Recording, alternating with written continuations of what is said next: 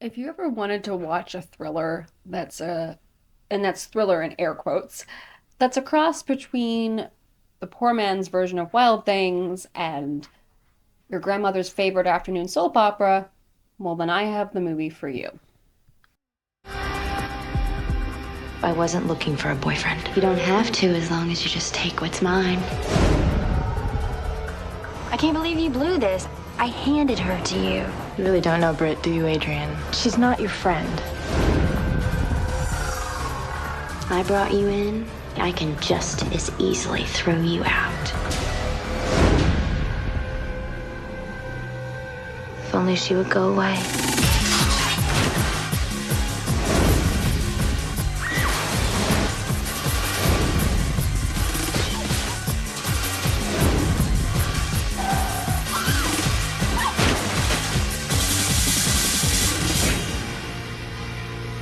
Am I supposed to be scared now?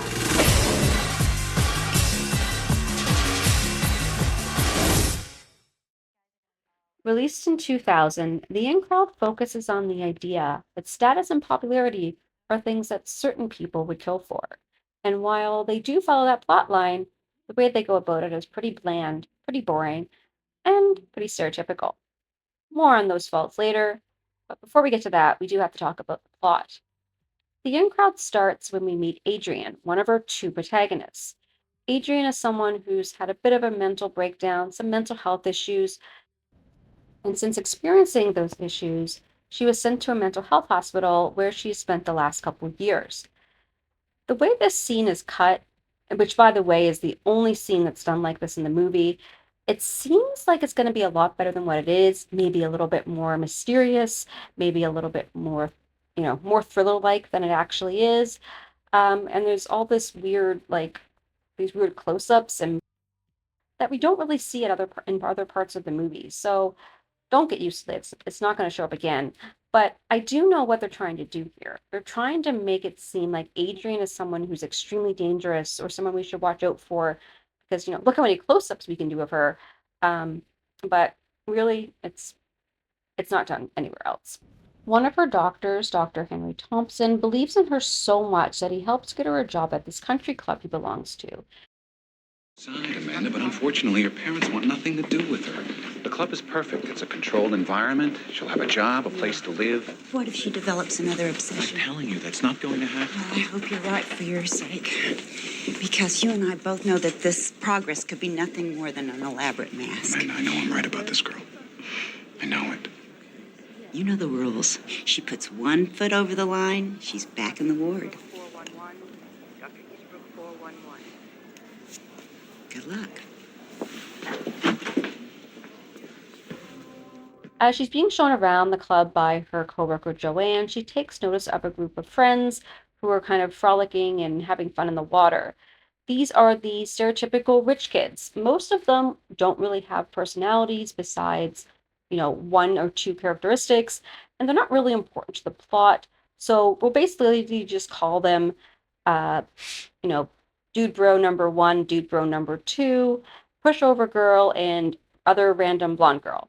Um, there are a couple characters here, a few characters here that are important to the plot, two of which we meet right away and one of which we meet later. The first is Kelly, who is best friends with our other main character, Brittany. Brittany is the one who also, as Adrian is taking notice of her, she takes notice of Adrian. She is the kind of queen bee of the group. She is kind of the one that everyone listens to. And the other character we meet is Bobby, who always seems to have a drink in his hand, and would be a stereotype if it wasn't for his connection to the rest of the plot, which basically gets him a little bit more developed than the other characters who I don't even bother with their names in this video. Soon after we're introduced to this group, we are also introduced to another new character, Matt, who is the club's tennis instructor, who Brittany has a crush on. While he is fixing one of his ball machines, he happens to meet Adrian and he calls her by a different name. More on that name in a second, but when he actually gets to notice her because the sun was in his eyes, he realizes that he's not the person he thinks she is. That being said, the two become friendly. I wouldn't say they're more than friends, but they do become friendly, which seems to kind of draw the attention of Brittany. Like I said, she has a crush on Matt. And it seems like anybody who pays him attention is someone that she wants to maybe steer in a different direction. In order to do this steering, she starts to befriend Adrian. And the way she goes about this is very odd. She makes it out that she fell into the pool and almost drowned, so Adrian will rescue her during one of these club dinners. Adrian then gives her a spare pair of clothes to wear, and the two start hanging out. These hangouts involve them going to a salon together. Adrian gets gifted a dress from Brittany. They go golfing, and one of the bigger things that happen is she invites Adrian to her house for a party. While there, she tries to set up Adrian with her friend Tom, who doesn't know the meaning of the word no. And also, while this is going on, Brittany watches from a window. It's very weird. Anyways, Adrian doesn't want to date Tom, and she tells Brittany this. Brittany acts like she didn't know that Tom was going to do this, even though later on we overhear them having a conversation in which she had planned the whole thing. She just doesn't like me. You tried. You tried and you failed, Tom. It's the story of your life.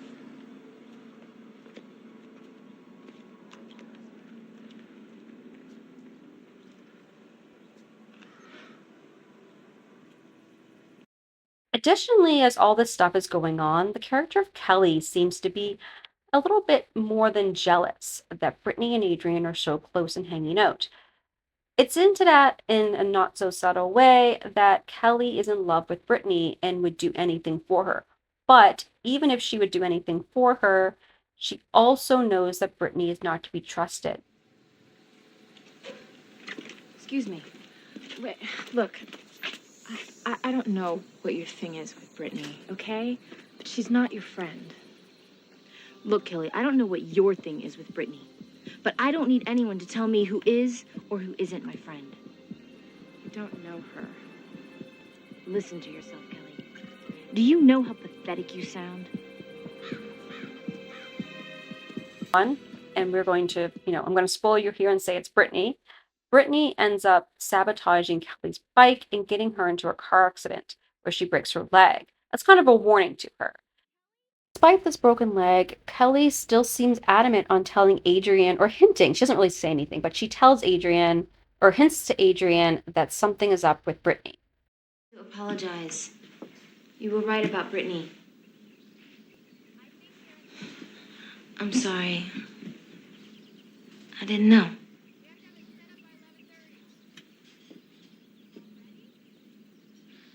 You know, she wasn't always the way she is now. When we were younger, even when we were in high school, things were just different. She was different. Well, I'm sure it must have been really hard on her when Sandra left. Hard? You really don't know Britt, do you, Adrian? She hated Sandra. Sandra was a bitch. I mean, she was a real asshole. And you know who she was meanest to? Brittany. You know that ring Brittany wears? Yeah, her mom's. Well, when their dad gave it to Britt, Sandra had lost her shit. So she stole it, took it right off Britt's finger. And her dad, he was useless. He was never going to cross Sandra. Do you know what he did? He had a copy of the ring made. He gave that one to Britt. So Brittany has to wear a copy of the only thing her mother she ever really had? She used to have to wear a copy. Since that clip talked about it, now seems to be a good time to actually talk about Sandra, or Sandra. They say both, so I'm not really sure, but I'm going to go with Sandra because it sounds fancier. Sandra was Brittany's older sister who was pretty much a bitch to her. She was awful, she didn't let her do anything, and always had to have things her way. Apparently, Sandra, who was also dating Matt, just abruptly left a couple summers ago and just occasionally sends people postcards. According to a conversation that Adrian has with Matt, she cleaned out her trust fund, she just left, and the only correspondence are those cards. The other thing we hear from Bobby is that Adrian bears a striking resemblance to Sandra, so much so that he thought that she was her when he first saw her. As for Kelly, she's said too much. Brittany knows what she's done. She knows what she's hinted at. So what does Brittany do? Brittany uses her feelings against her, takes Kelly out on a boat, knowing that she can't really do much with her leg, seduces Kelly, takes off her life jacket, pushes her in the water, and leaves her to drown. Brittany's next, I guess, part of her plan involves Dr. Thompson. So during this kind of like sequence of events, she also seduces and sleeps with Dr. Thompson. I'm not sure why it was necessary to the next part of her plan, because she could easily have lured him without actually, doing all of this. But, anyways, at one of the club events, she pretends that Adrian has sent him a note and lures him into some like back part of the club where she makes it off as if he's been ignoring her and that she's upset about it. But in all actuality, she actually just wants to hit him over the head with a golf club and kill him and frame Adrian, which she does. Adrian is then taken back to the hospital because everybody believes that she was obsessed with Dr. Thompson, much like she was with a former teacher, which was what landed her in the hospital to begin with. However, Bobby has noticed that Brittany is probably up to no good. He goes to see Adrian, and the two hatch a plan to basically get Brittany to confess what she's done. In order to do that, they have Adrian not take her pills, crush them into a powder, and basically use them to knock out her psychiatrist. And then the two dress Adrian up as Sandra. This is during the end of year party, and when the group, which now includes Matt because he and Brittany are dating at this point, take their group photo, she sees Sandra, or it's actually Adrian, in the distance and starts to get concerned. She's also gifted a ring by someone that mirrors the ring she has on her finger. Her ring, as you know from what Kelly said, is supposed to belong to her mother, and she's supposed to have the real one, not the copy. Worried that something has gone awry, Brittany goes out to the golf course and starts digging, and here's where we find out that yes, she has killed Sandra and buried her on the golf course.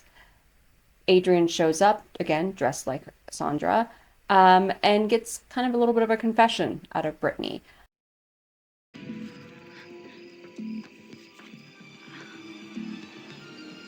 It's only a copy, Brittany. But you had to come, didn't you? Just to be sure. It must have been tough all those years of Sandra this and Sandra that. But it was you, it wasn't Sandra. You were the beautiful one, the special one. If only she would go away. No, it wasn't like that. You don't know the things that she did to me. They all loved her. She made my life hell. As the two proceed to fight from the golf course to other parts of the club and everywhere in between.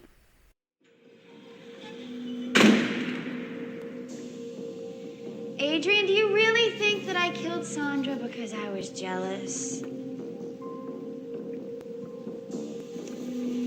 See, I started taking tennis lessons from Matt.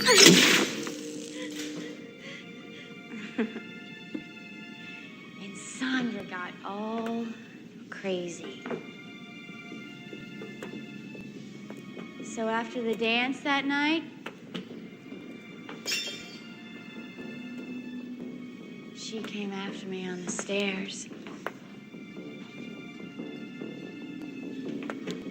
So I pushed her. I was just trying to get away. then I got Kelly to help me bury the body. See, I could get Kelly to do anything I wanted her to do. During this fight, Bobby interferes and he gets knocked out. And then the two women end up in front of the club's main building and end up in the pool where Brittany proceeds to drown Adrian. Everybody else in the club comes out and sees this. Adrian gets away, and Brittany makes this confession about why she's done what she's done. What are you all staring at? You think you know me? You think I'm the beautiful little rich girl who has to have everything her way? You didn't even know who I was until Sandra disappeared and I took her place. You made me this way. It's the way that it is.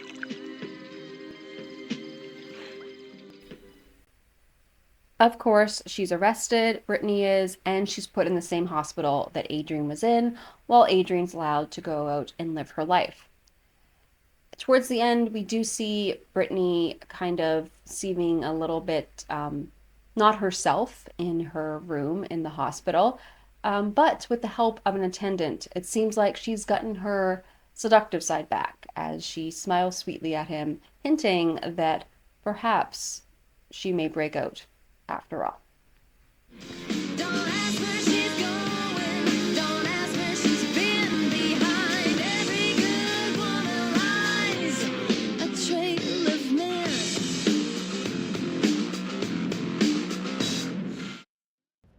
Before I get to kind of my analysis of the movie itself, there were three things I want to point out that are just really interesting, just like trivia bits that I don't know, I found to be kind of weird or just kind of interesting choices.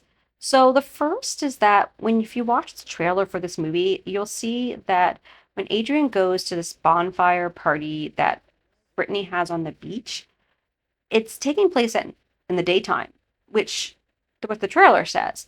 But then the scene is lit with this blue light in the movie, which you can tell is fake night. It's so jarring and so weird. It seems like a lot of their nighttime scenes are done that way. So I'm kind of curious as to why they decided to switch the like time of day and just filter it. But it just I just found it kind of interesting. Another thing is the character of Sheila. So you probably have no idea who that is because she's one of those many characters that are introduced that I didn't really give a name to. And Sheila is the one that Joanne specifically calls by name in this scene.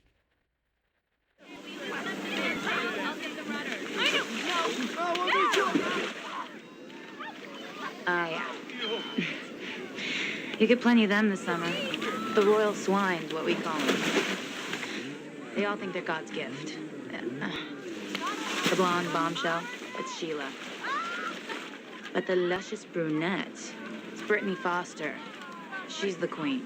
So she only calls Sheila and Brittany by name. Nobody else gets named in this, which I thought was weird. Like I actually was, when you look at this for the first time, you probably think, oh, Sheila is going to be an important character because Kelly isn't even mentioned in this scene. Kelly is there in the background and she's not even considered important enough for Joanne to name. So you think, okay, Sheila's the one. But then Sheila really only appears in the background of a couple other scenes or interacting with this friend group. Her only other memorable scene, if you want to say memorable, is when two of the dude bros are doing a prank on Adrian, and Sheila is there and she's trying to get them to figure out her crossword for her, and Adrian's the one to tell her.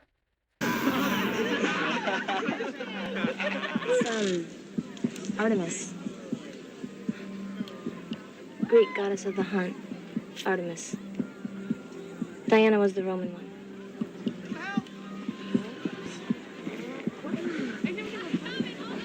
Other than that, she does nothing. But the reason I'm bringing her up for this is because she's heavily featured on the posters and box art for the movie. She's front and center on one of the posters, and she's featured with some of our main characters. So Brittany and Adrian, of course, are on the DVD and what was then video cover.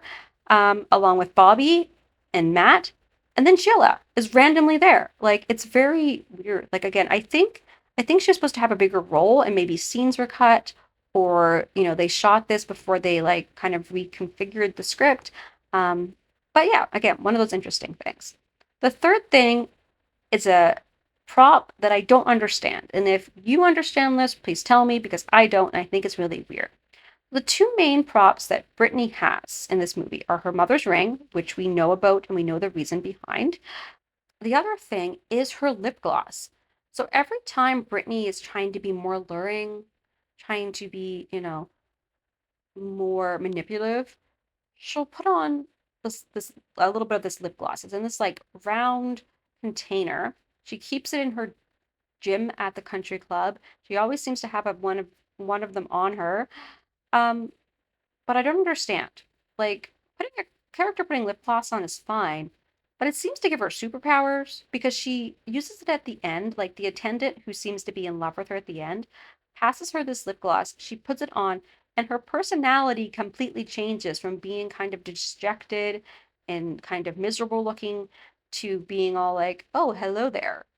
Um, I don't understand. Like, what is up with this lip gloss? Like, if it gives you lots of confidence, I would like to know the brand. But again, again, I I just don't understand. Like, why is it so important? And why is the camera focusing on it so much? That's my second question. Anyways,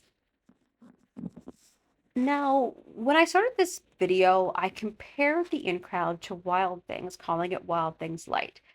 And I didn't do that because the two movies have the same plot. Although Susan Ward, who plays Brittany in The In Crowd, also starred in the Wild Things 2 sequel, so there is that connection. But thematically and plot-wise, they are very different. They just both fall into that whole idea of sexy thriller that you're kind of enticed to watch because there are beautiful people on the screen doing sexy things. Um, and yes, while that may be the thing that connects them, and they again fall into that same type of, film, the thing with Wild Things, and it's not a great movie, it's not fantastic by any means, but it has A, a great cast, and B, it has a fantastic twist that no one, if you've seen the movie, I will not spoil you on that part, that no one sees coming. And that twist is what really sets it apart. It's not just your sexy people doing sexy things, thriller um, type of movie. It has a little bit more. It has a little bit of substance. The In Crowd, well, you could air this on Lifetime and it would be at home. It doesn't have any substance. You can predict what happens a mile away. You could have this on as background noise and not miss anything. It's missing something that other films that fall into this category can often have. The twists, the turns, the red herrings, they're all missing. Just a few of these would have made this movie substantially better, but it doesn't have that. So that's probably the reason this movie bombed at the box office when it came out, only making back a amount of 5 million on a budget of 13 million. And it also just, has basically flown under the radar. Like nobody ever really remembers this movie, which, like I said, it just seemed to be there and gone. Um, and if you're gonna, kind of describe this movie in a couple words, I'd like to leave it to Joanne when she describes the group of friends. It's life, huh? It's not a life. It's a J. Crew catalog. So basically, this movie is a cardboard cutout of what a thriller should be.